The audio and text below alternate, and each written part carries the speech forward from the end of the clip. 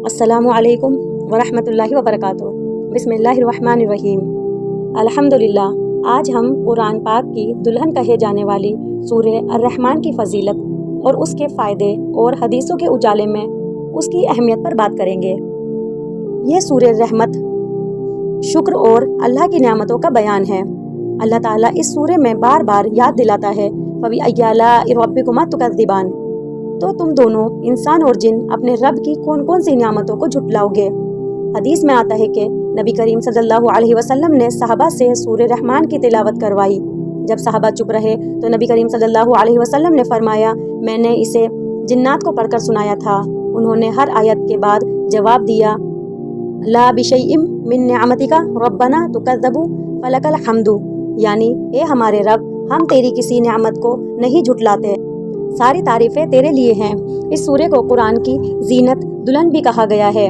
दिल को सुकून, जो इंसान परेशानियों में इसे सूरह को तिलावत करे तो दिल को चैन मिलता है। बीमारी से शिफा, उलमा ने लिखा है कि इस सूरह की तिलावत से शिफा मिलती है, खासकर दिल और दिमागी बीमारियों में। रिज़्क में बरकत, इस सूरह की तिलावत से घर में बरकत और रहमत उतरती है।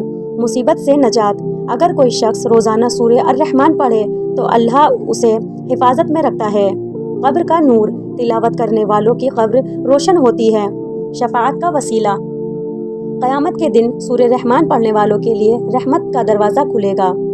एक रिवायत में आता है कि नबी करीम सल्लल्लाहु अलैहि वसल्लम ने फरमाया, हर चीज़ की एक दुल्हन है और कुरान पाक की दुल्हन सूरह अर्रहमान है।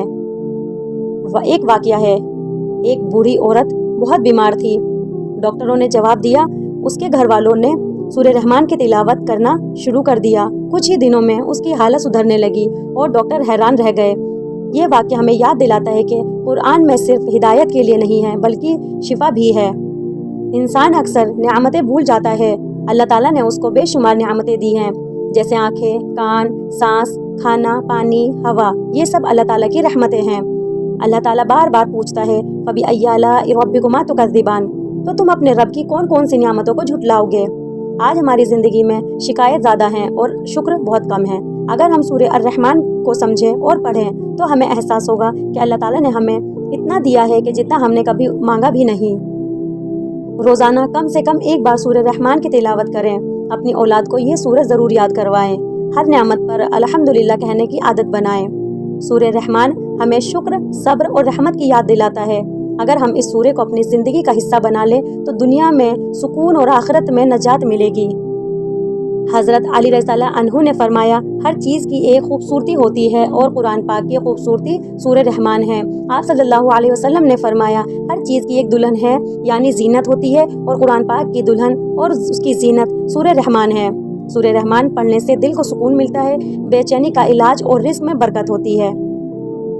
जब नबी करीम सल्लल्लाहु अलैहि वसल्लम ने सहाबा को सूरह रहमान सुनाई तो वो खामोश रहे। आपने फरमाया, मैंने जिन्हों को ये भी पढ़कर सुनाई थी, उन्होंने इससे बेहतर जवाब दिया। जब भी मैं पढ़ता हूँ फ़बी आलाइ रब्बिकुमा तुकज़्ज़िबान, तो तुम अपने रब की कौन कौन सी नियामतों को झुटलाओगे। तो जिन कहते हैं कि हम किसी नियामत को नहीं झुटलाएंगे, ए हमारे रब, तेरी ही तारीफ़ है।